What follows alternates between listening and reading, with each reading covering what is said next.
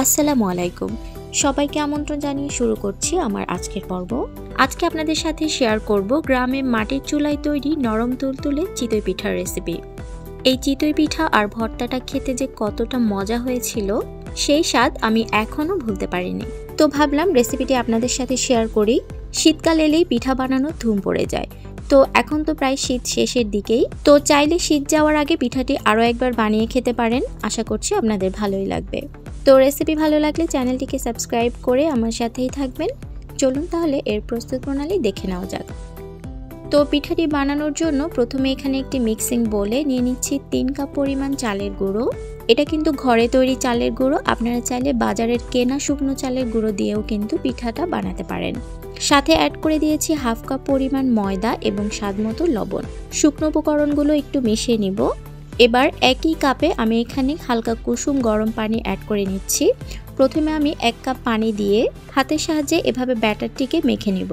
তো এভাবে অল্প অল্প করে পানি দিয়ে পারফেক্ট একটি ব্যাটার তৈরি না হওয়া পর্যন্ত এটিকে মিক্স করতে থাকবো। আপনারা চাইলে মিশ্রণটিকে ব্লেন্ডারের সাহায্যেও ব্লেন্ড করে নিতে পারেন, আবার হ্যান্ড বিটার দিয়েও মিক্স করে নিতে পারেন। তবে এভাবে হাতের সাহায্যে মিশিয়ে নিলে পিঠাটি অনেক নরম তুলতুলে হবে। তো আমি এভাবে অল্প অল্প করে পানি দিয়ে ব্যাটারটি তৈরি করে নিচ্ছি।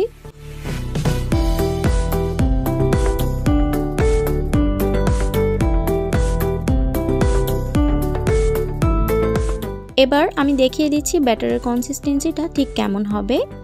এই পিঠার ব্যাটারটি খুব বেশি পাতলাও হবে না, আবার একেবারে ঘনও হবে না।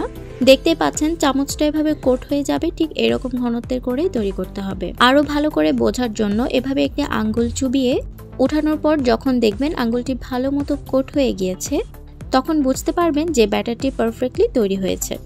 এই পিঠাটির জন্য এই মিশ্রণটাকে কিন্তু খুব ভালো করে মেশাতে হবে, না হলে পিঠাটি কিন্তু ভালো হবে না। তো ব্যাটারটি তৈরি করার পর 2 ঘন্টার মতো এটাকে রেস্টে রেখে দিতে হবে। তো প্রায় 2 ঘন্টা পর চলে এলাম পিঠাটি তৈরি করার জন্য। এখানে চুলায় একটি লোহার কড়াই বসিয়ে দিয়েছি। প্রথমে লোহার কড়াইটাকে খুব ভালো মতো গরম করে নিতে হবে। চাইলে আপনারা মাটির পাত্রও তৈরি করতে পারেন। তো ঢাকনা দিয়ে ঢেকে কড়াইটাকে খুব ভালো মতো গরম করে নিয়েছি। আর এদিকে কিন্তু আরও রান্নাবান্না চলছে।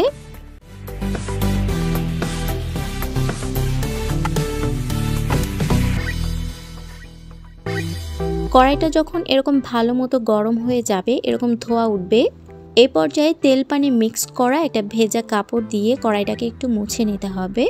তারপর চামচের সাহায্যে 1 চামচ ব্যাটার আমি এখানে দিয়ে দিয়েছি। তো সাথে সাথে ঢাকনাটা লাগিয়ে অপেক্ষা করব প্রায় 2.5 মিনিটের মতো। তো 2.5 মিনিট পর ঢাকনাটি তুলে নিলাম। দেখতে পাচ্ছেন পিঠাটি কিন্তু তৈরি হয়ে গিয়েছে। এভাবে করে সবগুলো পিঠা বানিয়ে নিব। তবে ব্যাটার দেওয়ার পূর্বে প্রতিবার কিন্তু ব্যাটারটিকে খুব ভালো মতো নেড়ে নিতে হবে।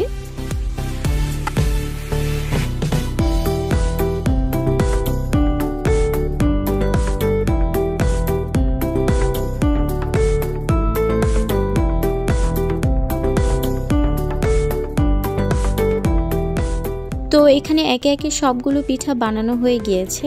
দেখতে পাচ্ছেন পিঠাগুলো কতটা সুন্দরভাবে তৈরি হয়েছে। এখন পরিবেশনের পালা।